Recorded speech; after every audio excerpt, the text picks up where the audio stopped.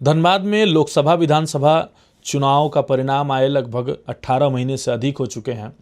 अब तक धनबाद में क्या कुछ काम हुआ, क्या काम अभी पेंडिंग पड़े हैं, या फिर धनबाद का विकास कितना हुआ है, इस पर हम लोग चर्चा शुरू करने जा रहे हैं।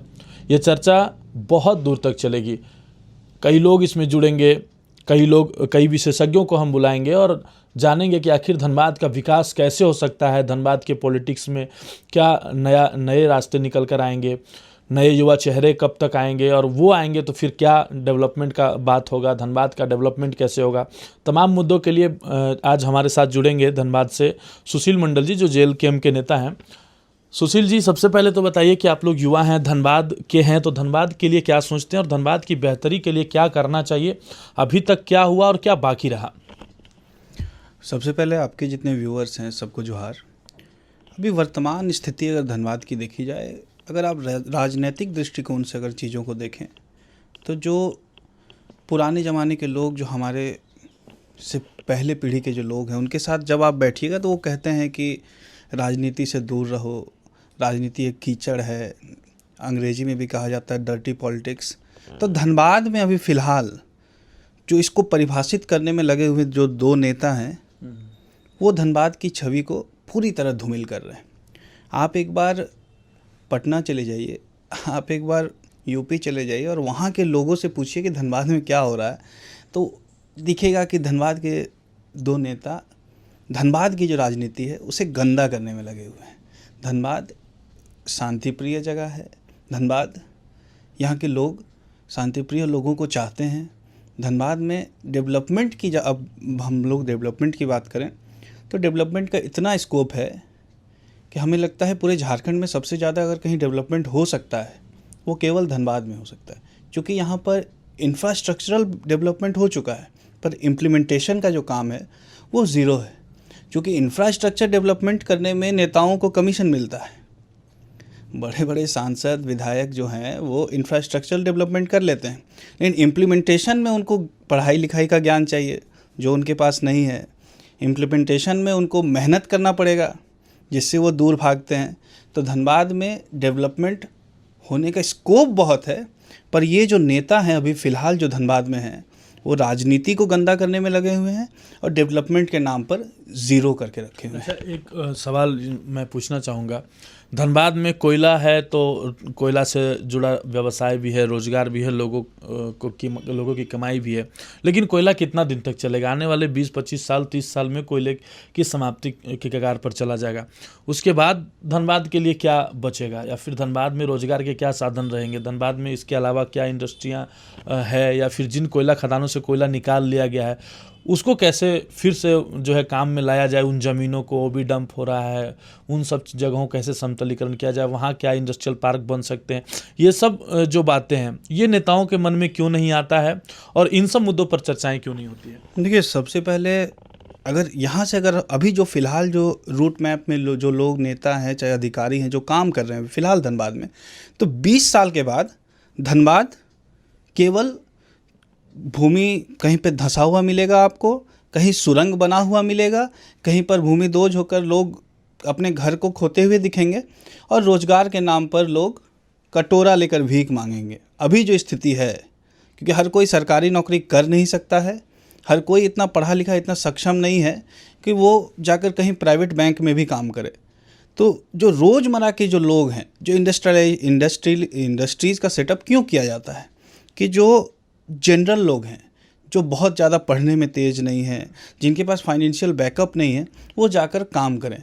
तो आप हमको एक इंडस्ट्री बता दीजिए पिछले 15-20 सालों में जिसका धनबाद में सेटअप किया गया है। आप हर्ल का उदाहरण देंगे तो वो पुराना आपका जो फैक्ट्री बंद था फर्टिलाइज़र वाला, उसको फिर से चालू किया गया है। उसके अलावा अगर आप देखें तो कोई एक इंडस्ट्री नहीं है जो धनबाद में लाने के लिए भी प्रयास किया गया है। उदाहरण के तौर पर मैं 2016 में एक IT पार्क बना हुआ है आपके सिंदरी वाले रोड में। कभी आप यहाँ से सिंदरी जाइएगा तो सिंदरी और कांड्रा के बीच जो BIT सिंदरी का कैंपस जहाँ ख़त्म होता है, वहाँ पर आपका एक IT पार्क बना हुआ है। यहाँ के जो सांसद हैं, यहाँ के जो विधायक हैं, चाहे सिंदरी के विधायक हैं, क्या वो लोग कभी सीरियस हुए कि अगर बिल्डिंग बना हुआ है तो यहाँ अगर 10 कंपनियों को इन्विटेशन दिया जाए और उसके बाद उन कंपनीज से यहाँ पर इम्प्लीमेंटेशन पे काम किया जाए तो आकर यहाँ पर कंपनीज आएंगी और लोगों को एटलीस्ट कॉल सेंटर का तो जॉब मिल जाता। आप खुद बताइए, कॉल सेंटर में काम करने के लिए हमारी बहनें दुर्गापुर जाती हैं, दिल्ली जाती हैं, कलकत्ता जाती हैं। यहाँ पर जब बिल्डिंग तैयार है और सांसद जी कहते हैं कि हमको विकास का काम बताइए। बिल्डिंग तैयार है सांसद जी, जाकर उसको खुलवाइए और कंपनीज़ को बुलाइए और यहाँ के लोगों को रोज़गार दीजिए, ना कि ट्रेन लाकर, एयरपोर्ट लाकर यहाँ के लोगों को भेजकर आप पलायन को और बढ़ावा दीजिए। उनके पास कोई रोड मैप ही नहीं है। कोई बोल दिया एयरपोर्ट लाना है, चलो एयरपोर्ट लाते हैं, चलो एयरपोर्ट लाते हैं, और उसके अलावा कोई और मिशन नहीं है उनके पास। क्या यहाँ के जो विधायक हैं उनके पास कोई रोड मैप नहीं है काम करने के लिए। दिन भर घूमते रहते हैं यहाँ वहाँ, गाड़ी से जाएंगे, फीता काटेंगे, और जो अमीर लोग हैं उनके साथ मिलजुल कर रहते हैं, खुश रहते हैं। बस जनता के साथ उनका कनेक्शन ज़ीरो है। आप राज सिन्हा जी की हम बात कर रहे हैं, उनके वार्ड में PMCH, वार्ड में, विधानसभा की मैं बात नहीं कर रहा हूँ, उनके वार्ड में PMCH है। आप एक बार उनके वार्ड का PMCH का हाल जाकर देखिए। मतलब आए दिन लोग इलाज क्या कराएंगे वहाँ जाकर, और उनकी जो बीमारी है वो बढ़ जाती है। उनके वार्ड में सब्जी मार्केट, यहाँ पर वो सब्जी मार्केट उजड़ने वाला है। एक दिन उनके पास समय नहीं है कि आकर लोगों से, मतलब बीच में क्या प्रॉब्लम है, सब्जी मार्केट उजाड़ रहा है BCCL, तो उस पर एक दिन उनके पास समय नहीं है कि आकर एटलीस्ट संवाद तो करें। आप समाधान नहीं कर सकते, कोशिश तो कीजिए। तो पब्लिक से कनेक्शन यहाँ के जनप्रतिनिधियों का शून्य है, चाहे सांसद हो चाहे विधायक हो। और फिर से कहेंगे, IT पार्क को जितना जल्दी हो सके, सांसद जी अगर आप चाहते हैं कि धनबाद में सच में विकास हो, तो उस IT पार्क में आपका तो ऊपर तक कनेक्शन है, अमित शाह जी तक, तो जाकर IT पार्क को खोलवाने का प्रयास कीजिए, वहाँ पर कंपनीज़ को लाने का प्रयास कीजिए। इस मामले में मैंने राज्य सरकार के लगभग मुख्यमंत्री तक कांटेक्ट किया, तो मुख्यमंत्री जी का कहना है मैंने बिल्डिंग बना दिया है, भूमि दे दिया है, और एक केंद्र सरकार का परियोजना है, तो इस परियोजना को केंद्र सरकार ही इम्प्लीमेंटेशन कर सकता है। तो धनबाद में तो केंद्र सरकार भैया ढुल्लू महतो जी हैं। क्या काम करे बताओ? रोड बना दिए, क्या काम करे बताओ? ट्रेन ला दिए, एयरपोर्ट ला रहे हैं। तो सबसे पहले आप रोज़गार लाइए यहाँ के बच्चों के लिए। सरकारी नौकरियाँ सीमित है, तो एटलीस्ट प्राइवेट में जो काम कर सके वैसा इंडस्ट्रीज़ को लाने का प्रयास कीजिए। जो बिल्डिंग्स बने हुए हैं, जैसे इतना बड़ा इंफ्रास्ट्रक्चरल डेवलपमेंट हुआ है, 2016 का शिलान्यास किया हुआ है, और लगभग आपका उस समय 18 करोड़ का था। अभी के डेट में उस पैसा को देखा जाए तो आपका लगभग 50 करोड़ आज के डेट में हो जाएगा। आपका 10 साल से ज़्यादा हो गया है। उस लैंड का कीमत कम से कम 100 करोड़ होगा। तो 150 करोड़ का परियोजना है, IT पार्क है, उसे खुलवाने का प्रयास कीजिए। वहाँ पे इंडस्ट्रीज़ लाने का कोशिश कीजिए, वहाँ पे छोटी छोटी कंपनीज़ को लाने का कोशिश कीजिए, और यहाँ के लोगों को रोज़गार दीजिए। चलिए, बहुत अच्छी बात कही आपने, लेकिन अगर हम धनबाद की बात करें और धनबाद के नगर निगम की बात न करें तो ये चर्चा अधूरी रह जाएगी। अभी कुछ ही दिन पहले मेयर का चुनाव हुआ, संजीव सिंह मेयर बने। अभी आपने ढुल्लू महतो जी के बारे में कहा, तो लोग हो सकता है कि कमेंट में हमें यह मैसेज ज़रूर छोड़े कि नगर निगम में काम क्या हो रहा है, संजीव सिंह क्या काम कर रहे हैं। उनके शपथ लिए हुए बोर्ड की मीटिंग भी हो गई, बैठक भी हो गई, लगभग कई महीने बीत चुके हैं। अब तक क्या कुछ नया देखने को मिला है नगर निगम में धनबाद में? देखिए, जब भी कोई नया व्यक्ति एक नई कुर्सी को संभालता है तो उसे समय देना चाहिए। ऐसा तो नहीं है कि संजीव सिंह जी इससे पहले वो आपका मेयर थे, तो उनको सिस्टम को समझने का समय दिया जा रहा है पब्लिक के द्वारा।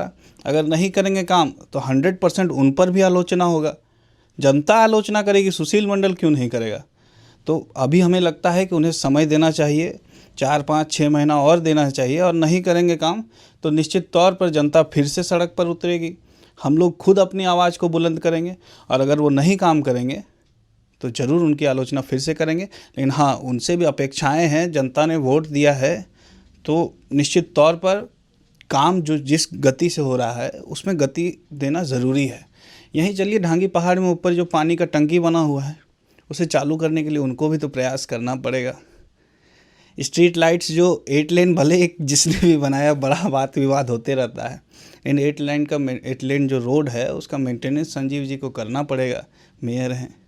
तो समय दिया जा रहा है। अभी सवाल जरूर किया जाएगा, समय आने पर जरूर सवाल किया जाएगा। हम इस बातचीत को यहीं समाप्त करते हैं, लेकिन यह कारवां यहाँ नहीं रुकेगा। हम धनबाद के सभी प्रतिष्ठित लोगों से, सभी क्रांतिकारी विचारधारा रखने वाले लोगों से, धनबाद जिसके दिलों में बसता है, उन लोगों से हम जुड़ेंगे अपने माइक और कैमरे के साथ, और मिरर मीडिया वो तस्वीर आपको दिखाएगा और एक लंबा कारवां चलेगा कि धनबाद में आखिरकार धनबाद की बेहतरी कैसे हो, धनबाद का विकास कैसे हो, और कौन है वो असली विकास पुरुष जो धनबाद को सही राह दिखा सकता है।